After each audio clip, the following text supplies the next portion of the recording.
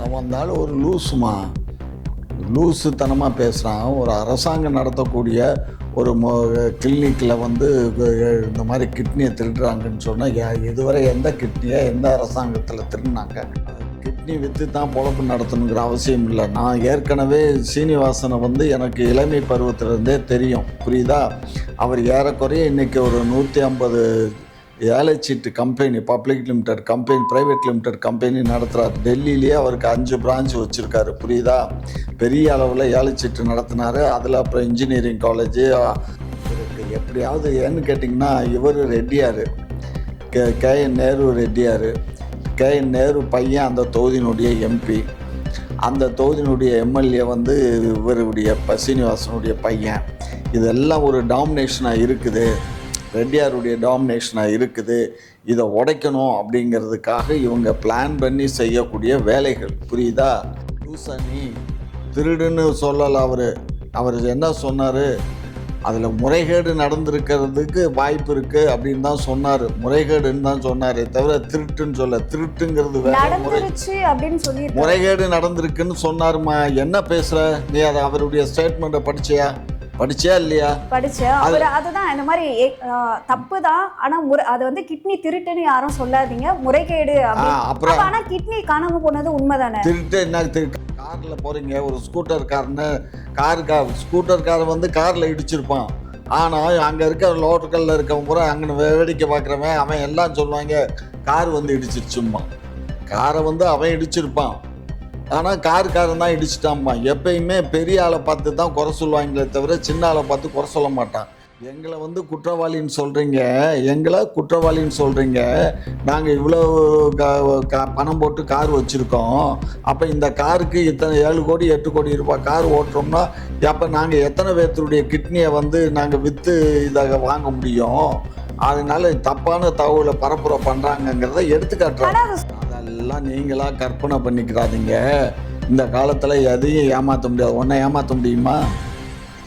Ice cream வாங்கி கொடுத்தா போயிடுவியா? ஆட்டுக்குட்டி மாதிரி போக மாட்டே இல்லை? அப்புறம் எப்படி? அப்படி தான் அதெல்லாம் இந்த காலத்தில் யாரையும் ஏமாற்ற முடியாது. அதுலேயும் நம்ம பட்டணத்தில் இருக்க வேண்டாம் மயங்கிடுவானுங்க, ஏமாந்துருவானுங்க. ஐயோ பாவன்னு. கிராமத்துக்காரங்க இருக்கான் பாரு, ஐயோ பயங்கர 72 கேள்வி கேட்பேன். இன்றைய நிகழ்ச்சியின் சிறப்பு விருந்தினர் திமுகவின் மூத்த முன்னோடி முனைவர் காமாட்சி நாயுடு அவர்கள். வணக்கம். வணக்கம். எடப்பாடி அவர்கள் வந்து ஒரு விஷயத்த சொல்லியிருக்காரு. என்ன அப்படின்னு பார்த்தீங்கன்னா, திமுகவுடைய கிளினிக்கு யாருமே போகாதீங்க அப்படின்னு சொல்லியிருக்காரு. அப்படி போனீங்கன்னா உங்களோட உடம்புல இருக்கக்கூடிய கிட்னி வந்து திருடப்படும் அப்படின்னு சொல்லியிருக்காரு. இதை எப்படி பார்க்குறீங்க? அவன் வந்தாலும் ஒரு லூசுத்தனமாக பேசுகிறான். ஒரு அரசாங்கம் நடத்தக்கூடிய ஒரு கிளினிக்கில் வந்து இந்த மாதிரி கிட்னியை திருடுறாங்கன்னு சொன்னால் இதுவரை எந்த கிட்னியை எந்த அரசாங்கத்தில் திருடினாங்க? அவர் அரசாங்கம்னு சொல்லலை. இப்போ திமுக பிரமுகர்கள், தொண்டர்கள், இந்த மாதிரி ஒரு சில பேர் வந்து கிளினிக்கு, மருத்துவமனை எல்லாம் வச்சிருக்காங்க. அந்த இடத்துலலாம் யாரும் போகாதீங்க, இந்த மாதிரி கிட்னி எல்லாம் திருடுறாங்க அப்படின்ற விஷயத்த சொல்லியிருக்காரு. திருடினா பொய் அநியாய பொய் பேசுகிறான். ஏமா அந்த ஆள் பொய்யில், அதாவது எப்படியாவது ஆட்சிக்கு வரணும். ஏன்னா இப்போ வீம்பி 5 வருஷமாக ஆட்சி இல்லாமல் விம்பி சாகுறாரு ஆள். ஏன்னா 10 வருஷமாக ஆட்சியில் இருந்தாலும் 4 வருஷம் 4.5 வருஷம் முதலமைச்சராக இருந்தவர் நல்லா சம்பாரித்து சொகுசு வாழ்க்கை வாழ்ந்துட்டார். அவர் அந்த சொகுசு வாழ்க்கையை விட முடியலை. ஆகையினால திரும்ப எப்படியாவது இந்த அரசு பேரில் தூற்றி எப்படியாவது பண்ணணும்னு நினைக்கிறேன். ஆனால் நிஜமாவே பார்த்தீங்க அப்படின்னா, தனலட்சுமி அப்படின்ற ஒரு மருத்துவமனையில் கிட்னி வந்து திருடு போனதாக வந்து கம்ப்ளைண்ட்டும் இருக்குது. அதாவது கதிரவன், திமுகவுடைய எம்எல்ஏ கதிரவன் வந்து இந்த வேலையை பண்ணதான் வந்து திருமாவளவன் கூட வந்து அதாவது மா சுப்பிரமணியம் அவர்கள் கூட வந்து சொல்லி கிட்னி திருட்டு போனது உண்மைதான். ஆனால் பார்த்தீங்க அப்படின்னா அது முறைகேடு நடந்திருக்கு அப்படின்ற மாதிரி சொல்லியிருந்தாரு. ஆனால் கிட்னி வந்து திருட்டு போனது உண்மைதானே? அதெல்லாம் சும்மா அவங்க நடிக்கிறானுங்க. அந்த ஆஸ்பத்திரி தனலட்சுமி சீனிவாசங்கிறது பெரம்பலூரில் இருக்குது. அந்த பெரம்பலூரில் இருக்கிற ஹாஸ்பிட்டலில் அவருடைய பையன் வந்து அவர் எம்எல்ஏவாக இருக்கார். ஆகையினால இவனுங்களுக்கு ரொம்ப ஓவராக கலாய்க்கிறானுங்க. அங்கே என்ன நடந்துச்சுன்னு சொன்னால், ஒரு நபர் வந்து இன்னொரு நபருக்குள்ளே அவங்க அங்கே வெளியில் என்ன பேசுனாங்கங்கிறது ஹாஸ்பிட்டலுக்கு தெரியாது. நம்ம ஒன்றும் ஹாஸ்பிட்டலில் அவனை கூப்பிட்டு நீ இந்த கிட்னியை கூட இவ்வளோ பணம் வாங்கி தரேன்னு நம்ம பேரம் பேசலாம். அவர் சீனிவாசனோ அல்ல அந்த டாக்டர்ஸோ யாரும் பேசலாம். வெளியில் அவங்களுக்குள்ளே பேசிட்டு இவர்கிட்ட வந்து இந்த கிட்னி எடுத்துக்கோங்க, இந்த பிளட் எல்லாம் செக் பண்ணி பார்ப்பாங்க. இதெல்லாம் செக் பண்ணி பார்த்து எல்லாம் சரியா இருக்குன்ன உடனே, அந்த ஆள் கிட்னி எடுத்து இந்த ஆளுக்கு ஃபிட் பண்றாங்க. அது இவன் பேசி வந்தவனா, அவன்ல அங்க பணத்த வாங்கியிருக்கணும். புரியுதா? அதுக்கு நமக்கும் என்ன சம்மந்தம்? ஹாஸ்பிட்டல் வந்து ஒன்லி ஆப்பரேஷன் தான்.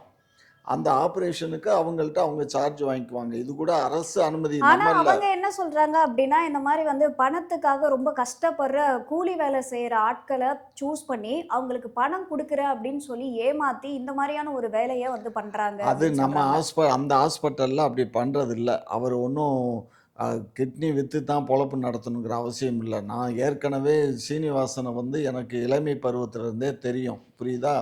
அவர் ஏறக்குறைய இன்னைக்கு ஒரு 150 ஏலச்சீட்டு company, public limited company, private limited company நடத்துறாரு. டெல்லியிலேயே அவருக்கு 5 பிரான்ச் வச்சிருக்காரு. புரியுதா?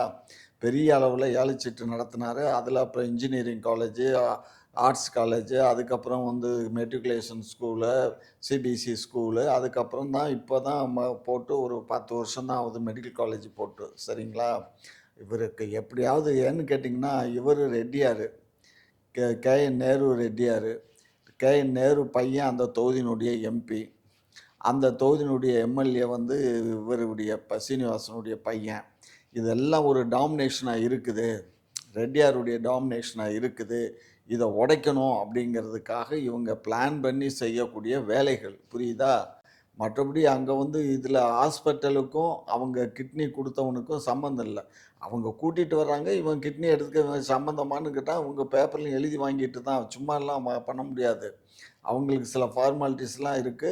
அவங்களுக்கு நான் அந்த எனக்கு இவங்களுக்கு நான் கிட்னி குடுக்குறேன்னு சொல்லி அவன் எழுதி கையெழுத்து போட்ட பின்னாடி தான் இவங்க எடுக்குறாங்க. இவங்க போய் அவன பேரம் பேசவோ, வைக்கவோ, இவங்க போய் ஆள வச்சு கூட்டிட்டு வர வேண்டிய அவசியம் இல்ல. அப்படி செய்யவும் இல்ல. புரிஞ்சதுங்களா? இது தவறான தகவல்கள பரப்புர பண்றாங்க. எம்எல்ஏங்கிறதுனால எதையும் பண்ணிரலான்னு. அது நேரு, எம்எல்ஏ, அவரு பையன் இவங்கள அந்த ரெட்டியார் கம்யூனிட்டிய வந்து ஒரு இது பண்ணணுங்கிறதுக்காக பேசுறாரு. சரிங்களா? இது வந்து எடப்பாடி பழனிசாமிக்கு இது வந்து ஒரு பின்னடைவு தானே தவிர, இத பேசினார்னா அவருக்கு முன்னேற்றமா அரசியல் பண்ண இயலாது. புரியுதுங்களா? ஆகையினால இத வந்து மிக தவறான செய்தி. இந்த தவறான செய்திய வந்து ஊடகங்கள் பரப்புரை பண்ணுது. தவறா தான் பரப்புரை பண்ணுது. இதெல்லாம் ஆனா, விசாரிக்கணும்ல. சுப்பிரமணியனே ஒத்துக்கிட்டாரே! திருடுத ஏய்! போனது உண்மதான் அப்டின்னு. லூசா நீ? திருடுன்னு சொல்லல அவரு. அவரு என்ன சொன்னாரு? அதில முறைகேடு நடந்திருக்கிறதுக்கு வாய்ப்பு இருக்கு அப்படின்னு தான் சொன்னாரு. முறைகேடுன்னு தான் சொன்னாரே தவிர, திருட்டுன்னு சொல்லல. திருட்டுங்கிறது வேற, நடந்துருச்சு அப்டின்னு சொல்லியிருக்காரு. முறைகேடு நடந்திருக்குன்னு சொன்னாரும்மா. என்ன பேசுற? நீ அத அவருடைய ஸ்டேட்மெண்ட்ட படிச்சியா? படிச்சியா இல்லையா? படிச்சேன். அது அவரு அதுதான் இந்த மாரி தப்பு தான். ஆனா அது வந்து கிட்னி திருட்டுன்னு யாரும் சொல்லாதீங்க. முறைகேடு அப்டின்னு. அப்ப அப்புறம் ஆனா கிட்னி காணாம போனது உண்மதானே? திருட்டு என்ன காணா போச்சுன்னா எப்படி காணா போச்சு? அவன் தானே வந்து குடுக்குறான். அவன் தானம்மா வந்து குடுக்குறான். அவன போய் கட்டாயப்படுத்தி போய் புடிச்சு இழுத்து வந்தாங்க ஹாஸ்பிட்டலுக்கு. ஆனா அவங்க கிட்ட இந்த மாரி பணத்துக்காக இந்த மாரி இவ்ளோ பணம் கிடைக்கும். நீங்க வந்து கண்டிப்பா இத பண்ணுங்க அப்டின்னு சொல்லி மூளைச்சலவை பண்ணி ஒத்துக்க வச்சு அவங்கள ஏம்மா, ஏமாத்தி இங்க பாரு, எடுத்ததா நீ ஒரு சொல்லப்படுது. விஷயம் புரிஞ்சுக்கோ. அது இந்த ஹாஸ்பிட்டலுக்கும் அதுக்கும் சம்மந்தம் இல்ல. அவைங்க இப்ப இந்த கிட்னிக்கு வந்து நெறைய புரோக்கர்ஸ் இருப்பாய்ங்கம்மா. அதெல்லாம் வந்து அந்த புரோக்கர் போய் அவைங்கள்ட்ட சொல்லி, அவன் அந்த காச வாங்கிட்டு அவன் ஏமாத்திட்டு போயிருவானுங்க. சரியா? ஹாஸ்பிட்டல் வச்சு நடத்துறவங்க இந்த மாரி எல்லாம் அவங்களுக்கு தெரியும்ல, இந்த மாரி எல்லாம் அப்ப அவங்க வந்துருன்னு. விசாரணை பண்ணி நிஜமாவே இவங்களுக்கு ஒத்துக்கிட்டாங்களா? இல்லன்னா வந்து இவங்க எப்படி ஏமாத்தி கூட்டிட்டு வந்திருக்காங்களா? இதெல்லாம் பார்த்து தான் அதெல்லாம் கேட்டு, எழுதி, கையெழுத்து வாங்கிட்டு தான் பண்ணியிருக்காங்க. எப்பயுமே வந்து நம்ம ஹாஸ்பிட்டல் சொல்றத கேட்க மாட்டான். இப்போ ஒரு கார்ல போறீங்க, ஒரு ஸ்கூட்டர்காரன் வந்து கார்ல இடிச்சிருப்பான். ஆனா, அங்க இருக்க லோக்கல்ல இருக்கவன் பூரா அங்கன வேடிக்கை பார்க்குறவன், அவன் எல்லாம் சொல்லுவாங்க, கார் வந்து இடிச்சிருச்சும்பான். கார வந்து அவன் இடிச்சிருப்பான். ஆனா, காருக்காரன் தான் இடிச்சுட்டாம்பான். எப்பயுமே பெரிய ஆள பார்த்து தான் குறை சொல்லுவாங்களே தவிர, சின்ன ஆள பார்த்து குறை சொல்ல மாட்டான். இவன புடிச்சு கிடுக்குப்பிடி போட்டு, யார்றா உன்கிட்ட வந்து கிட்னி கேட்டது? ஆஸ்பத்திரி கட்டுச்சா? யார் வந்து கேட்டான்னு அவன்ட்ட விசாரணை பண்ணி, அதுக்கு இப்ப குடுத்துருக்காங்க. அதெல்லாம் இப்ப வந்துரும். நீங்க நெனைக்கிற மாரி அப்படி தவறு பண்ணா, இப்ப ஏற்கனவே அத சஸ்பெண்ட் பண்ணி வச்சிருக்காங்க அந்த ஹாஸ்பிட்டல்ல. இந்த மாரி ஆப்பரேஷன்லாம் பண்ணக்கூடாதுன்னு சொல்லி. அது என்னன்னு கிளியர் பண்ணிட்டு தான் மறுபடியும் பெர்மிஷன் குடுப்பாங்களே தவிர, அப்படியெல்லாம் செய்ய முடியாது. இன்னைக்கு சென்னையிலேயே பெஸ்ட் ஹாஸ்பிட்டல்னு ஒண்ணு இருக்கு. அது தெரியுமா? பெஸ்ட் ஹாஸ்பிட்டல் அத சொல்லல. ஒரு நல்ல ஹாஸ்பிட்டல்னால் குரோம்பேட்டையில் நம்ம ஜெகத் ரட்சகனுடைய ஹாஸ்பிட்டல் இன்றைக்கி இப்போ பிரம்மாண்டமான ஹாஸ்பிட்டலாக இருக்குது. குரோம்பேட்டையில் நடக்குதுமா ஜெகத் ரட்சகனுடைய ஹாஸ்பிட்டல். அப்போலோலாம் மிஞ்சுற அளவுக்கு அங்கே ட்ரீட்மெண்ட் கொடுக்குறாங்கன்னு எல்லா மக்கள்லாம் பேசிக்கிறாங்க. எங்கள் உறவினர்கள்லாம் நிறைய பேர் அங்கே போய் அட்மிட் ஆகி சொஸ்தமாகி வெளியில் வந்திருக்காங்க. அதனால் இவங்க நடத்துகிறதெல்லாம் தப்பு, இவங்க அதாவது கண்ணு கெட்டிய தூரத்துக்கு எவனுமே பேசுகிறதுக்கு ஆள் இல்லை. வேறு வழி இல்லாமல் அது ஒரு எம்எல்ஏ இருக்கார், திமுககாரரு, அவர் நேரு இருக்கார், மந்திரி, அவங்கள பற்றி நம்ம பேசுவோம். ஆனால் இந்த மாதிரி விஷயங்கள் வந்து அந்த எம்எல்ஏ கதிரவன் அவரோட காதுக்கு போகும்போது அவர் என்ன சொல்கிறாருன்னா, இந்த மாதிரி எதுவும் நடக்கலைன்னு வந்து நாகரிகமாக சொல்லியிருக்கணும். ஆனால் அவர் என்ன சொல்கிறாருன்னா, எங்கள் அப்பாவோட கார் வந்து 12 கோடி, அந்த காரை வாங்கணும் அப்படின்னா அந்த பகுதியில் இருக்கக்கூடிய எல்லா மக்களுடைய கிட்னி எடுத்து விற்றா கூட அந்த கார் வாங்க முடியாது அப்படின்னு திமிரா பேசியிருக்காரு. திமிரா பேசலை, நீங்கள் அதை திமிரா பார்க்குறீங்க. எங்களை வந்து குற்றவாளின்னு சொல்கிறீங்க. நாங்கள் இவ்வளோ பணம் போட்டு கார் வச்சுருக்கோம். அப்போ இந்த காருக்கு இத்தனை 7 கோடி 8 கோடி ரூபாய் கார் ஓட்டுறோம்னா அப்போ நாங்கள் எத்தனை பேர்த்துடைய கிட்னியை வந்து நாங்கள் விற்று இதாக வாங்க முடியும்? அதனால தப்பான தகவலை பரப்புரை பண்ணுறாங்கங்கிறத எடுத்துக்காட்டுறாங்க. சொல்றது ஒரு நாகரிகம் இருக்குல்ல, இந்தம்மா நீ இங்கே பாரு ஓடுதுன்னா, நான் இங்கே பாரு நடக்குதுன்னா ஓடுதும்பாங்க, ஓடுதுன்னா பறக்கும்பாங்க. அவர் சொல்ல வந்ததை கட்டி ஒட்டி தாம்மா பண்ணுவாங்க. அவர் சொன்ன விஷயம் இதுதாம்மா. நாங்கள் வந்து யாரையும் வந்து ஏமாற்றியோ அல்லது யாரையும் வந்து கட்டாயப்படுத்தியோ கிட்னியை திருடி நாங்கள் அப்படி பண்ண வேண்டிய அவசியம் இல்லை. அப்படி பண்ணணுன்னா அந்த ஊர் பூராத்தையும் கிட்னியை திருடி விற்றா தான் இவ்வளோ பெரிய கார் வாங்க முடியும் அப்படின்னு சொல்கிறாரு. புரிஞ்சுக்கோங்க, அது சொல்கிறதுனா அது நாங்கள் செய்யலைங்கிறது தான். நீங்கள் அதாவதுமா தப்பு ஒன்று தான், ஒரு தவறு நடந்துக்குன்னா இது தவறு ஹாஸ்பிட்டல் சைடானா 100% ஹாஸ்பிட்டல் சைடு இல்லை. எவன் ஆப்ரேஷன் பண்ணிக்கிட்டானோ அவனுக்கும் அவன் யார் மூலியமாக கூட்டிகிட்டு வந்தானோ அவங்களுக்கு தான். நம்ம வந்து ஒன்லி ஃபார் ஆப்ரேஷன் ஒர்க்கு மட்டும்தான் நம்ம பண்ணியிருக்கோம். அதுக்குரிய லேபர் சார்ஜ் நம்ம வாங்கியிருக்கோமே தவிர நமக்கும் அந்த அவன் கொடுத்தவனுக்கும் சம்மந்தம் இல்லை. நீங்கள் அவனை கூப்பிட்டு விசாரிங்க, ஹாஸ்பிட்டலில் யார்ப்பா டாக்டர் கூப்பிட்டு வந்தாரா இல்லை ஆஃபீஸ் மேனேஜ்மெண்ட்லேருந்து பேசுனாங்களான்னு கேளுங்க. சும்மா அதெல்லாம் விட்டுவிட்டு அது இந்த கிட்னிக்குன்னே ஒரு புரோக்கர் இருப்பாங்க. இப்போ நீங்களே ஒரு கிட்னி தர்றீங்கன்னு வச்சுக்கோங்க, உடனே அந்த புரோக்கர் வந்து உங்களை அப்ரோச் பண்ணிடுவானுங்க. அந்த ஹாஸ்பிட்டலில் கிட்னி போச்சுன்னு ஒருத்தர் வந்து எந்த ஹாஸ்பிட்டலுமே அட்மிட் ஆனாங்கன்னு வச்சுக்கோ, உடனே அங்கே இருக்க அந்த ஆஃபீஸ் பாய், அங்கே வார்டு பாய், அந்த நர்ஸு, இவங்கெல்லாம் அவங்களுக்கு கனெக்ஷன் இருக்கும். யாருக்கு? அந்த புரோக்கர்ஸுக்கு. அவங்களெலாம் கனெக்ட் ஆகிடுச்சுன்னா அந்த புரோக்கர்கிட்ட சொன்னாக்க இன்ன பிளட் குரூப்பு, குரூப்பு உள்ள இந்த மாதிரி கிட்னி வேணும் அப்படின்னு சொன்னால் அவன் அந்த குரூப் உள்ள ஆளுகளை தேடி கண்டுபிடிச்சி அவங்கள்ட்ட பேரம் பேசி அவன் தான் கூட்டிகிட்டு வருவானே தவிர ஹாஸ்பிட்டலுக்கும் அதுக்கும் சம்மந்தம் இல்லை. புரியுதுங்களா? ஏன்னா நான் இந்த நிகழ்ச்சி நடந்த அன்னைக்கே நான் உடனே ஃபோனை போட்டு அவர் சீனிவாசன்கிட்ட பேசிட்டேன். சீனிவாசன் தான் என்கிட்ட எல்லா விலாவாரியாக இதுக்கும் நமக்கு சம்மந்தமே இல்லைன்னா நம்மளை கேவலப்படுத்தி அசிங்கப்படுத்துகிறானுங்க. நம்மக்கிட்ட நோயாளி வந்தாங்க, அட்மிட் ஆனாங்க. அதுக்கப்புறம் இந்த கிட்னி கொடுக்குறவனை கூட்டிகிட்டு வந்தாங்க. அவன்கிட்ட கேட்டு அவன்கிட்ட எழுதி வாங்கிட்டு தான் நம்ம பண்ணியிருக்கோம். நமக்கும் அவனுக்கும் இப்போ சம்மந்தம் இல்லை. அவனை கூப்பிட்டானோ எவனை பண்ணானோ அந்த புரோக்கரை இப்போ அவனை போலீஸ் பிடிச்சிட்டாங்க. பிடிச்சா அவனை விசாரித்தா அவன்கிட்ட இருந்து பணத்தை வாங்கி அவனுக்கு கொடுப்பாங்க. இதுக்கும் நமக்கு என்ன சம்மந்தம் இருக்கும்? நமக்கு பணம் வாங்கிட்டு வந்து கிட்னி கொடுக்குறான்னாலே நாங்கள் அனுமதிக்க மாட்டோம். ஆனால் இந்த மாதிரி வந்து ஒரு புரோக்கர் இருக்காங்க, மக்களை ஏமாற்றி கூட்டிகிட்டு வராங்கன்னா அவங்க மேலே ஏன் வந்து நடவடிக்கை எடுக்கல? அது வந்து எப்படி யார் காட்டி புரோக்கர் வந்து ஹாஸ்பிட்டலுக்கு வரமாட்டான். இவனா போய் தான் அவன் சொந்தக்காரன் தான் கூட்டு போவான். எவன் கிட்னிக்கு வந்து அவங்ககிட்ட விசாரணை நடத்தி உங்களை யார் வந்து போக சொன்னாங்க? அப்படி அது நம்ம போலீஸ் இல்லை. ஹாஸ்பிட்டலில் வந்து இதெல்லாம் எப்பா இது உனக்கு தெரிஞ்சவரா, உனக்கு வேண்டியவரா, நீ கிட்னி கொடுக்க போறியா?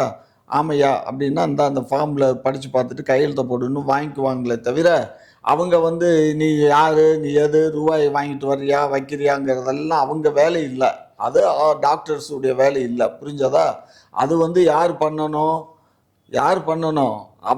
அவன் தான் பணம் கொடுக்கலைங்கிறதுனால தான் இப்போ இது வெளியில் வந்திருக்கு.